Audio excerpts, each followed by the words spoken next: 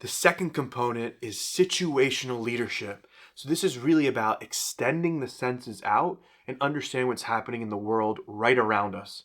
If we're not in tune with our environment, then we're going to get shocked. We're going to get hit. We're not living in reality. And humans rarely live in reality. We have these beautiful brains, but we like to conjure up pictures and stories and images of how the world should be or how we want it to be rather than the way it is. And we're in a constant tussle, a constant fight with reality. So we're reacting to things, we're angry, things aren't fair, it shouldn't be this way, I want to fight and be resentful, rather than saying reality is what reality is and we need to accept it. Reality is a feedback mechanism.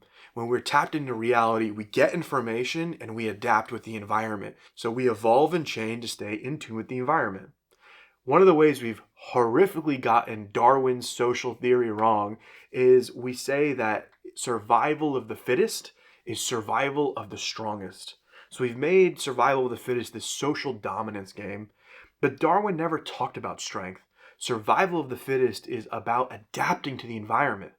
Remember, he looked at birds, and some birds were able to get more nectar because their beaks had changed. So we don't know what's going to be the best for the environment.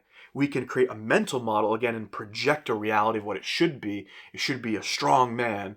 Or we can say what really is needed in the environment. Think about the dinosaurs. The dinosaurs were huge, but when the environment changed, when the climate changed, they couldn't adapt. So they all went extinct. And yet these very small things called mammals were able to evolve, adapt, and thrive.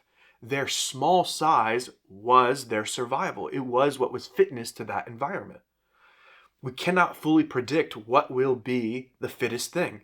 All we can do is stay in tune with the environment so we can try to change with it. I'm going to give you an example that might sound crazy. Imagine one day I say, it'll never rain again on a Monday. I fully believe it will never rain on Mondays ever again.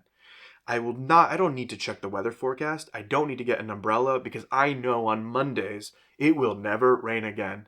And then I go outside and I get wet. Now think about a different way of doing this, which is I tune in with my environment. I'm looking for clouds. I'm trying to feel if it's getting more humid. Is there wind coming in? Is it getting darker? I can even check the weather forecast if we have that technology. And I can say, you know what? There's a likely chance of rain.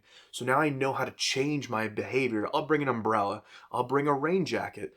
I know how to adapt to this environment. I've heard in Germany they say there's no bad weather, just bad clothes. It's all about tuning into the environment and adapting to it. We can sit there and say rain is bad, storms are bad, or we can say the storm is a fact. Rain existed before humans touched this planet. Rain will exist long after humans leave it. How we adapt to rain is our task, not to constantly whinge and bitch about rain. And so the task is to attune to the environment, see that it's raining, and change along with it without a lot of resistance. This is how we get feedback and learn and adapt and grow and evolve. It is such a vital and sacred process. Humans, unfortunately, many times we have been conditioned to form a very strong ego defense. So we take it very personally when things change and we don't want to change with them. We find it scary, we find it difficult, and so rather than actually being fluid and flexible, instead we learn to create realities that don't exist. And we live inside these worlds that are built in our heads. And in the worlds we live in today, in Europe, the United States in particular, there are not many things that are checking our sense of reality. We live in such abundance and comfort that in actuality, we can kind of create whatever world we want to live in our head. We're not in a dynamic environment that's giving us a lot of cues. So many people are missing environmental cues. They're turning off their senses, they're not feeling, and they're not putting their senses out into the world. They don't want to learn, there's no feedback, there's tremendous resistance to change. So to be a master of the situation, a master of situational leadership, we must confront the reality of the world we live in. We must be in tune with the environment and change with the environment and not personalize it.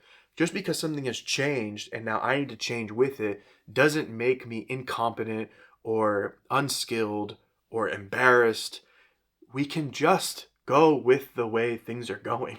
It's not a personal attack. The world is not against you. The world is just existing outside of you. It is our task to move with it, to be in a dance with reality.